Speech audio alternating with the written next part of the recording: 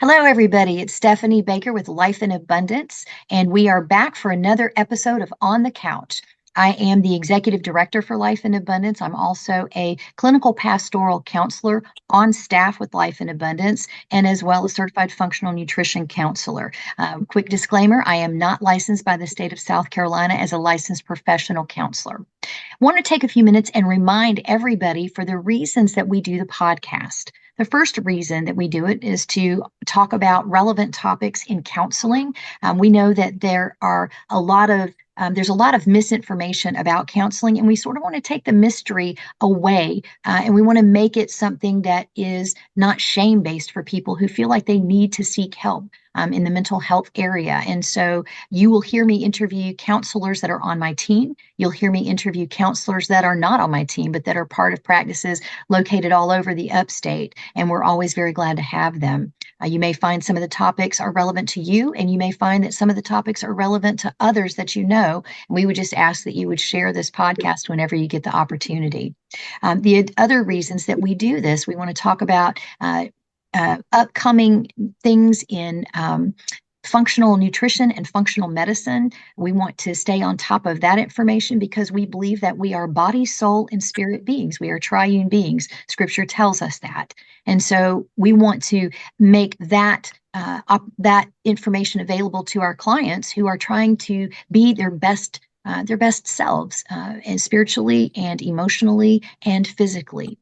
Additionally to that, I'm having trouble talking today. And in addition to that, what we're doing is also highlighting other ministries and organizations like other nonprofits within the upstate area that are helping the community. And we do that because you may or may not have heard about them. And so we want to make sure that we are paying homage to them and highlighting their efforts, because there may be resources that you actually need or that you know of people who may need. And so I'm very pleased today to introduce to you Jeff Brown. We're going to be highlighting the nonprofit Vets Helping Vets. And Jeff served in the Army from 1981 to 2012. He's had a very distinguished career. He is now a retired command sergeant major. He served in all leadership positions from team leader to battalion command sergeant major. He was a drill sergeant, basic airborne school instructor, urban combat instructor, tasking NCO, operations sergeant, and brigade operations sergeant major.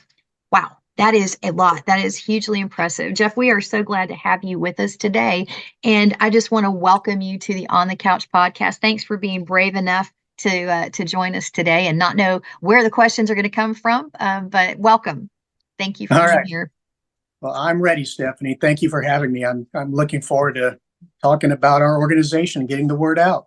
Awesome. Well, let's start with, tell us a little bit about what Vets Helping Vets is all about. Okay. Well, Vets Helping Vets is an organization that started out of the group in Anderson in the upstate. Anderson Vets Helping Vets have been around for, I believe about 14 years now. And there were four veterans in the Greenville area that knew about the organization. A couple of them had been to their meetings and sat down about 3 years ago and just said, you know what, this is something we can do in Greenville.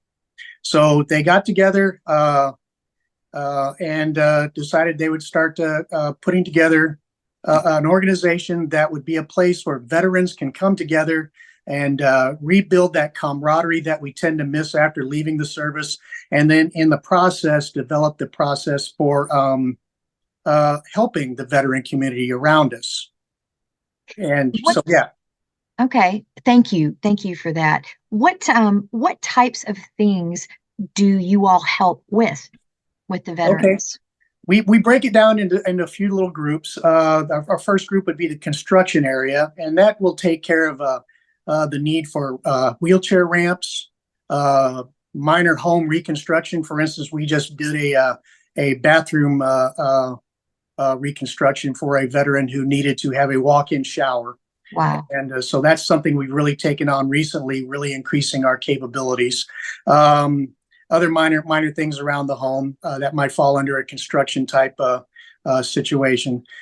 We have a car ride program, and that was started by our secretary, Antonia Martin, before she was ever part of the group. She started this concept of getting veterans to their medical appointments.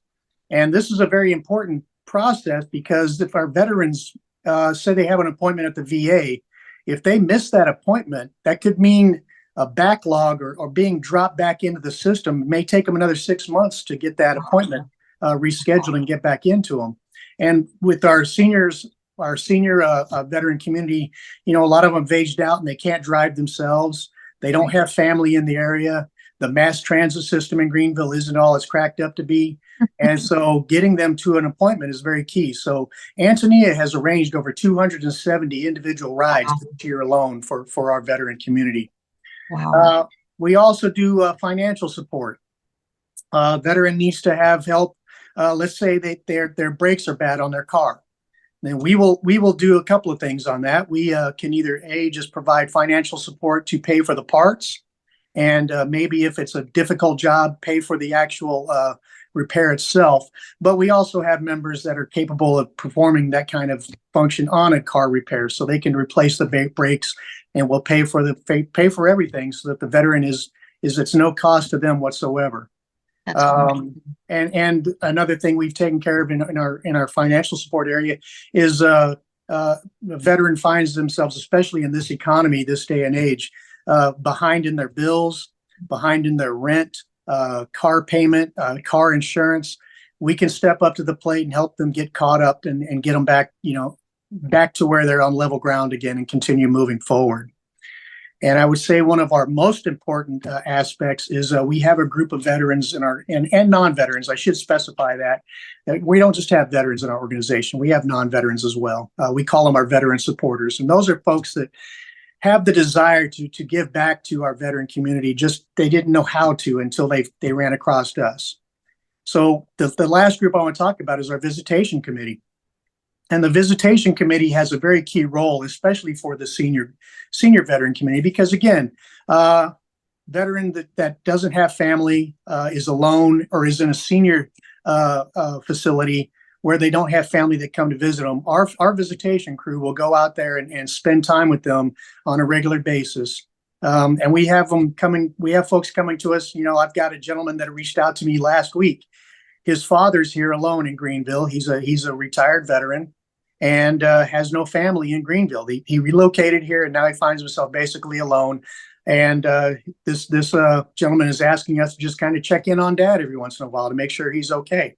And so we'll take that on because it's part of what we're here for. Right. You said a word earlier, camaraderie. Yeah. I think that's just such a wonderful description of what you have just talked about. Why do you think, this is a little bit off of this, but why do you think that camaraderie is hard to find for our veterans? Well, we are all, regardless of what branch of service you served in, we all have walked that path. We've all gone through boot camp or basic training, and we've survived it. And, some served to a lesser degree, some to a more degree.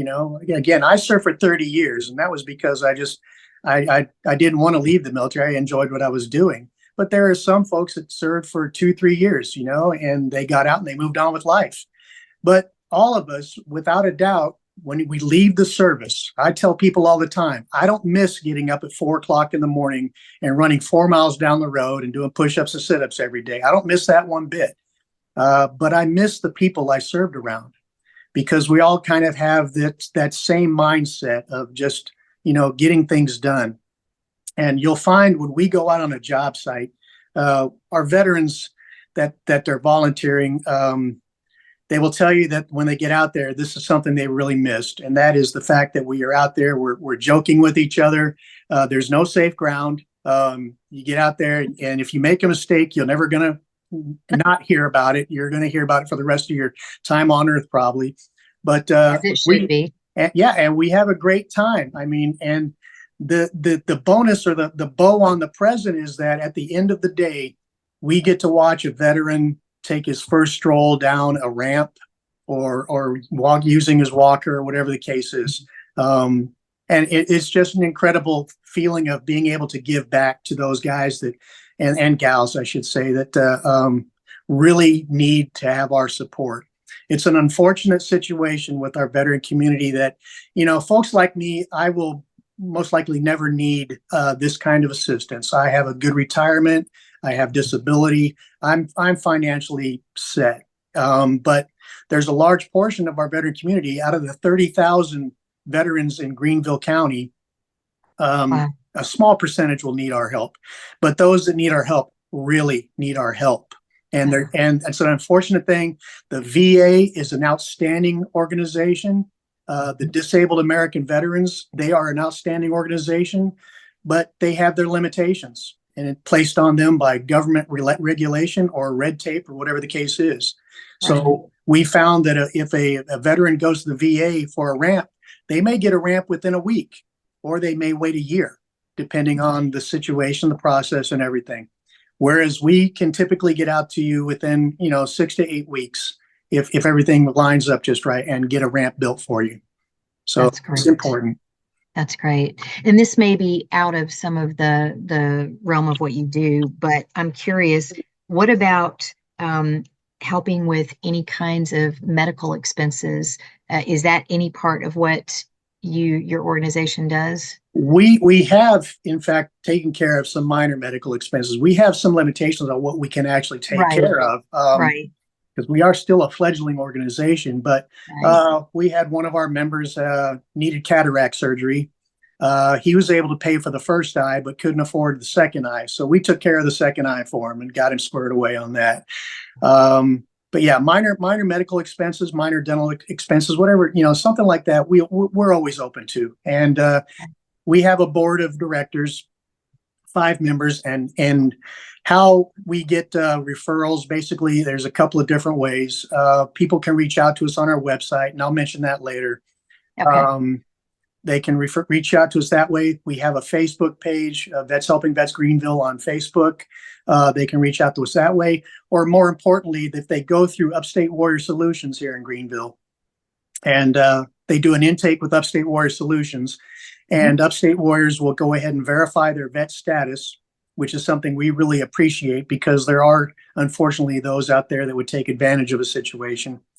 And then Upstate Warriors has the ability to take care of all sorts of different situations. But where there's holes, that's where we come in. And we'll get a call or an email saying, hey, we've got this individual. And I just got one today, as a matter of fact, a female veteran, mother of 3, her heating went out. Oh, gosh. She needs a part for her HVAC system that she just can't afford to pay for right now. Small cost. So I got a hold of the board. We took a quick vote on it, and bang, we're going to contact the provider and pay for the parts so she can get her heat back on. I love that. Yeah. I love that. So volunteers, how do you determine what volunteer is skilled to do what? Because I can tell you would not want me trying to use power tools of any kind. Well, that's something we talk about all the time. Folks will come to our meetings, and we meet every Thursday. Okay. And is every Thursday at 10 a.m. at the Elks Lodge on Pelham Road.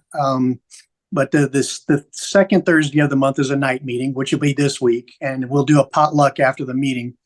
And people will come to these meetings because they've been invited, and we have little poker chips that we give out whenever we meet a vet or something, and it has all of our information on there, our contact information, and they'll show up to our meeting, and you'll hear almost every one of them, when they get an opportunity to stand up and speak and introduce themselves, is they're just looking for a way to help, but they don't know how. So we let them know everything is out there for them. If you can handle a drill, then by all means, come on out to the construction site. But that's not a requirement that you have to have any skills whatsoever. We just did a job last week in conjunction with Home Depot on Woodruff Road, where they funded a ramp that we built for a gentleman in the Greer area. And they brought some volunteers with them. And one of those volunteers, a young lady named Kenya, had never handled any kind of power tool or anything like that. And before you know it, she's out there screwing down planks on this ramp, and she's drilling holes in the concrete sidewalk and having a great time doing it. we encourage people just come out and kind of find where you feel you fit in. And if you're physically incapable of getting out and working in the heat or the cold or whatever, the visitation committee is perfect for you, because all you got to do is go to a home or go to a facility and sit and just talk. Because, Wow. a veteran who is alone wants nothing more than just to have somebody to have a conversation with, and sometimes tell their stories. And so there's different ways to do that. We also have volunteers that will go out to Floor Field and we'll work concessions out there, and that's how we earn some of our money. So Wow. we have a large group of people that's what they really get into. So they'll go out there and work these ball games in the summertime. And I tell you, I shy away from it because I don't know if I can stand up that long in that heat and everything, but they do. For Ladies real. and gentlemen get out there. We got 80-year-olds get out there and working in those concession stands. So no, there's always there's a niche somewhere. If you have the desire to volunteer, we'll find a place for you, or you just find it for yourself. But yeah.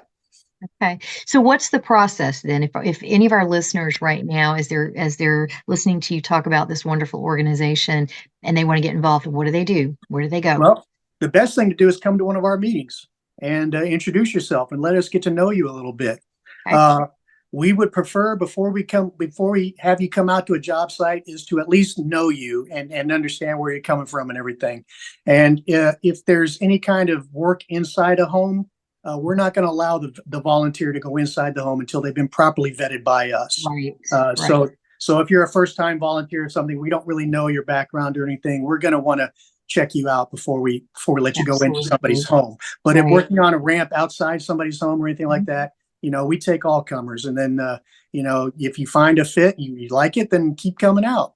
But yeah, or you can go onto our website. Our website is VHV, that's Victor Hotel Victor SC, as in South Carolina.org. And there is a link on there if you want to volunteer. And there's also a link on there if you wish to donate. Our two primary assets in this organization are our volunteers and our donations, and that's how we get things done. That's wonderful. When you think back over the span of your time with this organization, what's one of the most memorable projects that you guys have done? Oh, I'm glad you asked that. My favorite story to tell is about Ruth. Um, and Ruth, and this is something that really kind of came up to me. I didn't really expect this when I came into the organization and when I took on the presidency last year. Is our widow community. Mm. Veterans, their spouses, a lot of times, especially the older generations, the Vietnam era moving backwards, the women, for a large portion of them, didn't go to school beyond high school. Most of them were, I don't want to categorize folks, but a large portion of them were homemakers and didn't work outside the home. And when the husband passes away, the wife is left alone and dealing with life, a lot of times living off of nothing but Social Security. Right. And so Ruth was brought to us through her sister. We did a ramp for her sister's husband, who is an Air Force veteran, and her sister asked if we could check out Ruth's place, and because Ruth was in need of a ramp, and so I went and met Ruth. And Ruth's story: she is the widow of a World War II and Korean War veteran. Wow. In her 90s. Wow. And she had polio as a little girl. So her left leg was damaged from the polio. And then over 2 years ago now, she broke her right hip. Mm-hmm. And so her right leg doesn't move as it should. So she moves around on a walker. And this poor woman hadn't been able to leave her home in over a year because it's about a 4-step up to get into her house. She's got a wonderful daughter who lives in Anderson with her family, but her daughter has moved in with her to take care of her. And then her and her husband will tap out every once in a while to switch roles, and she'll go home and take care of the family or take care of the house and then come back to mom. So Ruth has a wonderful support system, but she's in a house that her husband and her bought brand new in 1954 over there in the Cherrydale area. Wow. And so we went and checked out the site and everything, and we said, yeah, we can do something about this. And just so happened, as luck would have it, we had another widow donate a aluminum ramp to us. It was brand new. Her husband had passed away, and the VA had put the ramp in at his home, but he never really got to use it because he got sick and died in the hospital before he could ever use it.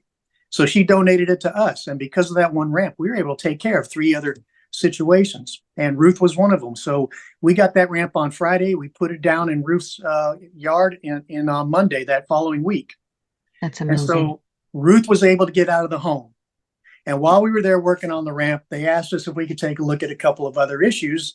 And Ruth had some water damage in one of her bedrooms where the water was coming in through a window. And then they showed us the one bathroom that they have in the home. It's a very small home, little cottage. And the only bathing facility she has in the house is an old cast iron tub. Oh gosh. And so here she is. She's got 2 damaged legs, and her daughter's having to get her in and out of the tub, which is unsafe for both of them. Right. And so we took it on. We said, okay, we can do something about this too. And this was our first bathroom renovation. And we went in and we stripped that tub out of there, which was a task. That cast iron tub didn't want to give Can't way. even imagine. Yeah. So, but we got rid of it. And our construction lead, John Hall, who's a Vietnam veteran, I love him to death. He just doesn't have any quit in him. And we got in there and we redid that bathroom, gave her a walk-in shower, and then put a new vanity that they had bought. We put a new vanity in there and put a new floor in and everything, and gave her a nice new bathroom to safely bathe in. And so we did that, and then we took care of the she had gutters, and we put gutter guards on there to help keep the debris out of there, to help keep that water from coming in through the house and preventing any more water damage on her. So that was just a wonderful thing to do. And I can't stop talking about Ruth and what a great feeling it was to help her out. I'm sure. That is amazing. So it brings up a question that I have for you. So the ramp that you used for Ruth actually had been donated to you. Yes. Okay. What types of donations like that do you all receive, or was that sort of an anomaly for you all? No, we have had a couple of ramps donated. We actually scour the like Facebook Marketplace and things like that, and we try to pick them up when we get a chance, because you can get a used ramp at a pretty good price. A typical wooden ramp will run us anywhere from $1,500 to $2,000 if we build it out of wood. Right. And it's also a lot more labor intensive, man hours and everything else involved. But an aluminum ramp, you can get them relatively cheaply. And again, they come in pieces. So sometimes like the one we got for Ruth, we can piece it out and use it on several different projects, which was perfect for us. Yeah, And that's we can great. take care of people just that much quicker. Wow. We have people all the time coming to us and offering medical equipment, things like that, wheelchairs. And we do have a small storage locker that we have some medical equipment in, but we're just stocked up right now. We can't take any more of those kind of items. I think we even have a box of prosthetic legs that was donated to us. But we have some furniture that we have ready to give to a veteran in need. We've got a couple of other items out there. We've taken refrigerators and stoves and washers and dryers. And if we have the space, we're open to that. But right now, we're just kind of jammed up with that. But yeah, those things that always comes in handy. You just never know. Right, right. That's wonderful. So, how about, and I don't know that you'll have a clear-cut answer on this, but about how many vets would you say that you guys touch annually? I'm sure it varies. Well, I just did my numbers for our gala Friday night and informed the organization that this year alone we have fulfilled 107 requests. Wow. And that's not counting the ride program. That's just folks that are needing anything from the construction to financial support to anything like that. So yeah, 107 so far this year. And I've got another probably 7 or 10 in the hopper right now. Okay. So that begs another question. If somebody is contacting you and I know it depends on what the project is, but about how long does it take for you to get them matched with a team to come out and take care of Yeah, the need? yeah, that's a good question. And again, it depends on the project. Right. Um, I had a gentleman, I went out to his house this morning and he's needing stair rails put on the front steps of his house because his wife took a fall last week. Mm. And so they live in a nice home that has a brick staircase, 3 steps up, and she's fallen and almost fallen a couple more times. Mm. That's an easy thing. We can get out there and probably, I would say, in the next 3 weeks and be out there and do that. Mhm. Mhm. Uh, a larger scale project, like a large ramp, that we got to build the forces and get everybody ready to go and set the time, and the weather has to be just right and everything else. But typically right now we're looking at about 6 to 8 weeks on a large project like that. And then of course we have to weigh um, the need versus the project too. So if there is a physical danger, if there is a mental health issue and in concern, we take the welfare of the veteran or the veteran's family very seriously. Right. So if it's just a kind of a handyman job where it's not an urgent situation, then you're going to be put on the back burner. And when we get to you, we can get to you. But we really look to get those things done that are really important for the safety of the veteran or the veteran's family. Sounds a lot like an ER Yeah, prioritization. yeah. So, okay. So how many vets helping vets are there as far as the actual organization? Okay, well, good question there. Well, they're Vets Helping Vets Anderson. They're the ones that started this in the upstate, and Mhm. they're growing strong. I think they just did a story. Saw on the news last week. They just did a groundbreaking for this building they're having built down there, and Wow. so they're a huge organization. They've got I don't know how many members, um, and then we are the second one as far as I know. I know there was one further down south, south of Anderson, but I think they kind of folded their doors after COVID. COVID kind Yeah. of took a big toll on them. Yeah. So we are the second as far as I'm concerned. And then we just started an expansion program. We saw that we were getting report or a request from Spartanburg and Lawrence and other areas in the upstate. And I always have to be concerned with how far I'm going to ask my volunteers to go to Right. do something like this. So we thought about this, and as a group and everything, we decided, wouldn't it be cool if we could start a group up in Spartanburg? So one of our founding members, Todd Carpenter, he jumped up there, raised his hand, and said he'd take the lead on that, and started the expansion team. And we really have got Spartanburg up and running now. So they've got That's Fantastic. Helping Vets Spartanburg, and they are really gaining ground. So now that we're ready to cut the training wheels off of them, we're now going to shift focus over to Pickens County, and we're Okay. going to start pushing out that way and see if we can get a Vets Helping Vets. And we've already got the interest going. We've already got some interested individuals, and then we want to get them going. And then after that, I think the next step might be Greenwood, and then we'll have kind of an area where we can each cover a couple of counties, but still continue to look to spread out. I've done some work down in Lawrence County. The great VSO down there, Kerry Bolt, he invited us down there to help do some projects down there. And I think, that may be another location we can either spread to, or at least ask Greenville and Greenville County to Greenwood and Greenville County to kind of cover those once Greenwood gets up and running, if that's the case. That's wonderful. I would love to see this in every single state. Yeah.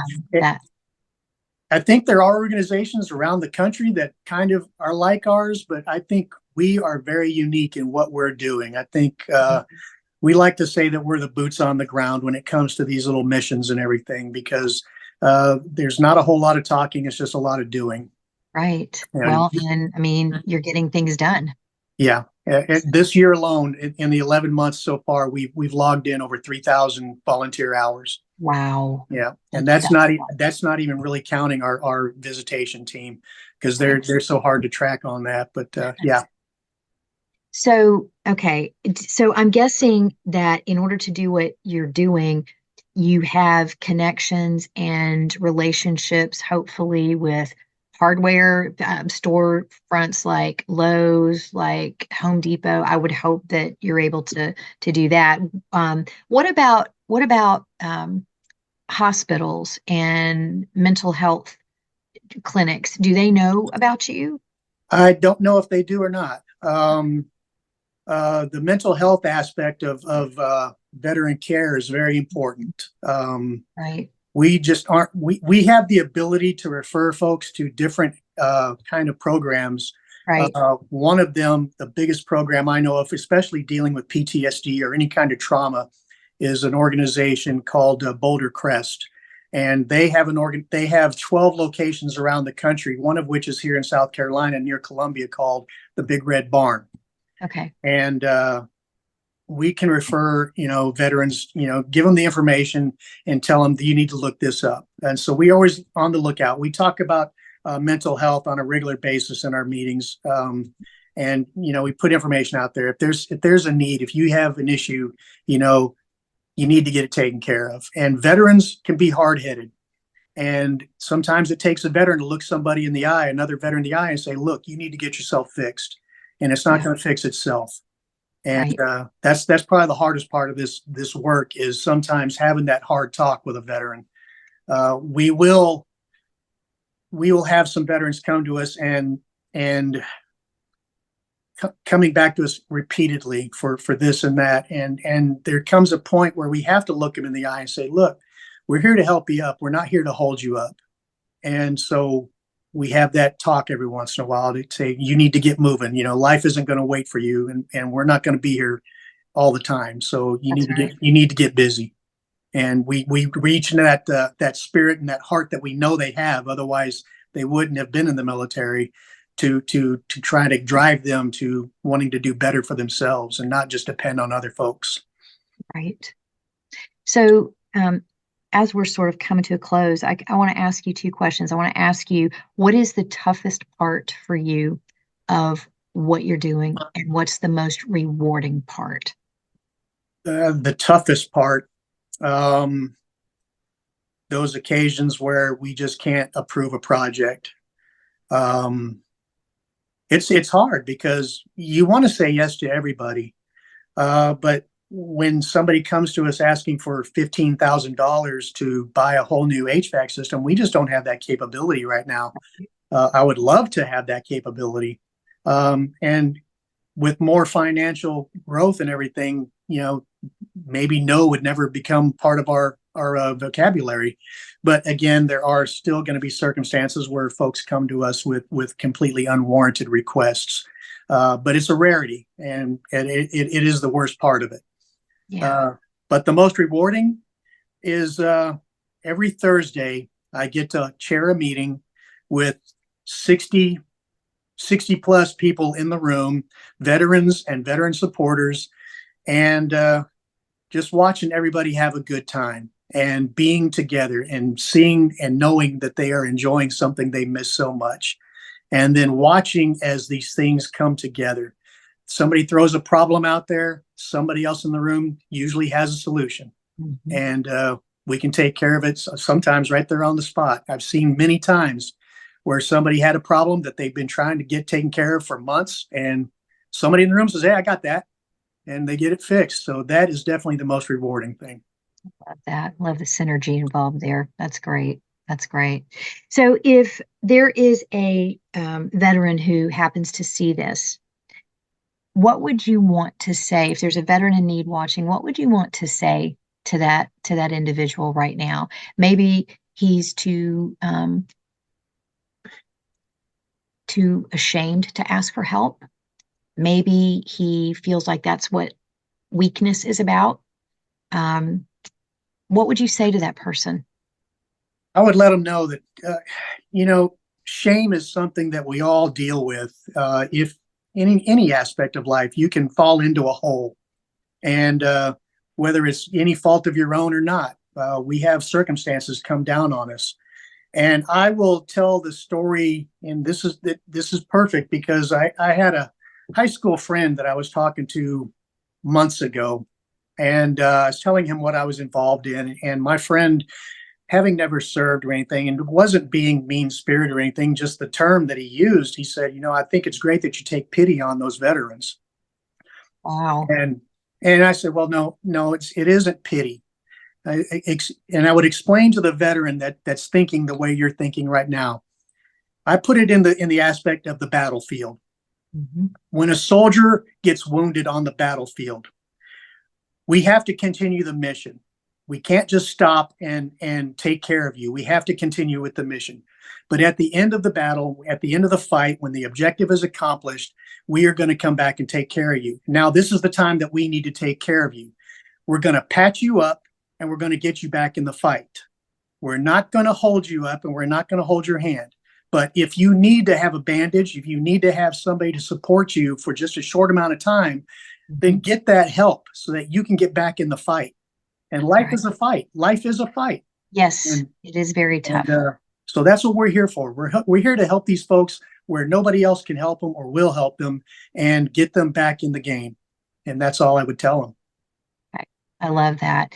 This has been so informative. I really appreciate your time because I know that you're very busy with everything that you're doing. But I just want to encourage you and tell you how much we appreciate all of our veterans. We appreciate all of our active duty service members.